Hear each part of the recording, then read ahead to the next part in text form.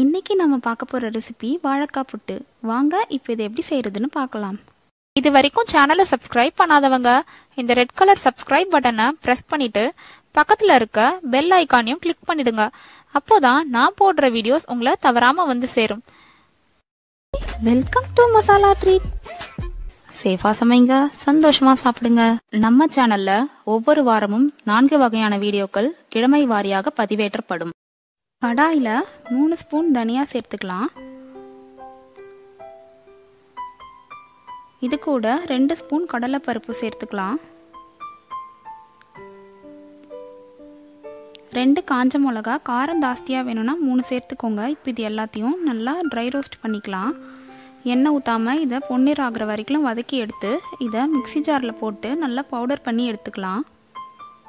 இப்போது ஒரு பாத்திரத்தில் கொஞ்சமாக தண்ணி ஊற்றி வச்சுருக்கேன். இப்போ தண்ணி கொதிக்க ஆரம்பித்ததும் இதில் வாழைக்காவை இந்த மாதிரி நீல வாக்கில் கட் பண்ணதை உள்ளே சேர்த்துக்கலாம். நான் இன்னைக்கு 2 வாழைக்காய் எடுத்திருக்கேன். இது கூட 1/4 ஸ்பூன் மஞ்சள் தூள் சேர்த்துட்டு இதை நல்லா ஒரு 10 to 15 நிமிஷத்துக்கு இதை வேக விடுங்க.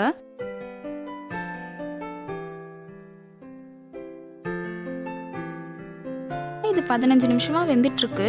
இப்போ இந்த வாழைக்காய் வெந்திருக்கான்னு நம்ம செக் பண்ணி பார்க்கலாம். இப்போ வாழைக்காய் பாருங்க, நடுவில் இந்த மாதிரி வீரல் விட்டுருக்கு பாருங்க.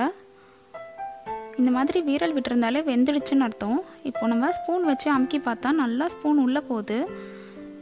இது இப்போ நல்லா வெந்துடுச்சு பாருங்க, எவ்வளோ ஸ்மூத்தா வெந்திருக்கு பாருங்க.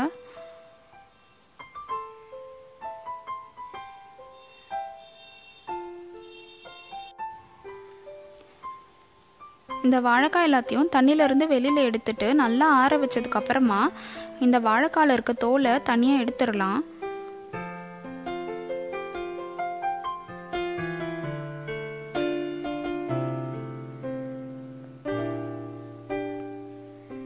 இப்போ இதை இந்த மாதிரி கையாலே நசுக்கி விடுங்க. இந்த மாதிரி நசுக்கி உதுத்துக்கோங்க. ரொம்ப பொடியா, எந்த அளவு பொடியா முடியுதோ அந்த அளவு பொடியா இதை உதுத்துக்கலாம். நம்ம இப்போ ஒரு கடாயில் 2 டேபிள் ஸ்பூன் எண்ணெய் ஊற்றிக்கலாம். இது கூட 1 ஸ்பூன் கடுகு, 1/2 ஸ்பூன் சீரகம், 1 ஸ்பூன் கடலைப்பருப்பு, 1 ஸ்பூன் உளுத்தம்பருப்பு சேர்த்துட்டு ஒரு முறை வதக்கிக்கலாம். இப்போ இது கூட 1/4 ஸ்பூன் பெருங்காயம் சேர்த்துக்கலாம். ஒரு கொத்து கருவேப்பிலை சேர்த்துருங்க. ஒரு மீடியம் சைஸ் வெங்காயம் பொடியா நறுக்குனதை சேர்த்துக்கலாம். சேர்த்துட்டு இந்த வெங்காயம் நல்லா நமக்கு வதங்கணும்.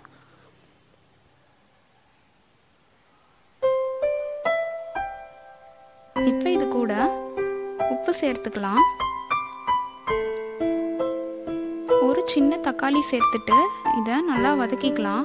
இந்த ரெசிபிக்கு ரொம்ப தக்காளி தேவைப்படாது, கம்மியாக தான் இதுக்கு தக்காளி தேவைப்படும்.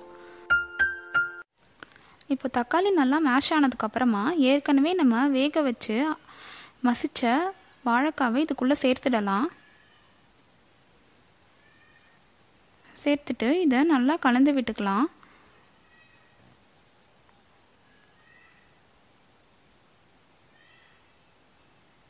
இந்த மாதிரி இந்த கரண்டி வச்சு இந்த மாதிரி குத்தி விடுங்க. வாழைக்காய் எங்கேயாச்சும் கட்டி கட்டியாக இருந்தால் அது இந்த மாதிரி நசுங்கிடும், அதுக்காக தான்.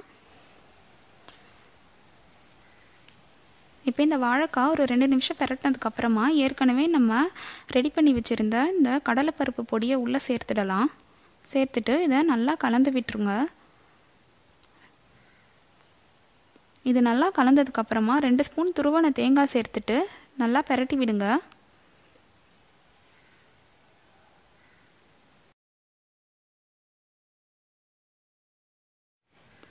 இப்போ இது மேலே கொஞ்சமாக கொத்தமல்லி இலை தூவிக்கிட்டு இதை நல்லா கலந்து விட்டுக்கலாம். அவ்வளோதான், ரொம்ப ரொம்ப சுவையான டேஸ்டான வாழைக்காய் புட்டு சூப்பராக தயாராகிடுச்சு. இந்த ரெசிபியை நீங்களும் உங்கள் வீட்டில் செஞ்சு பார்த்துட்டு உங்கள் ஃபீட்பேக்ஸை கமெண்ட் செக்ஷனில் போடுங்க. நம்ம சேனலில் நிறைய first time on YouTube videos போட்டுட்ருக்கேன். அதோட லிங்க்கை கீழே டிஸ்கிரிப்ஷனில் கொடுத்துருக்கேன், செக் பண்ணிக்கோங்க. வீடியோ பிடிச்சிருந்ததுன்னா லைக் பண்ணுங்கள். இது வரைக்கும் சேனலை சப்ஸ்கிரைப் பண்ணாதவங்க இப்போ சப்ஸ்கிரைப் பண்ணிவிட்டு மறக்காமல் உங்கள் ஃப்ரெண்ட்ஸ் அண்ட் ஃபேமிலிக்கும் ஷேர் பண்ணுங்கள். தேங்க்ஸ் ஃபார் வாட்சிங். பாய்.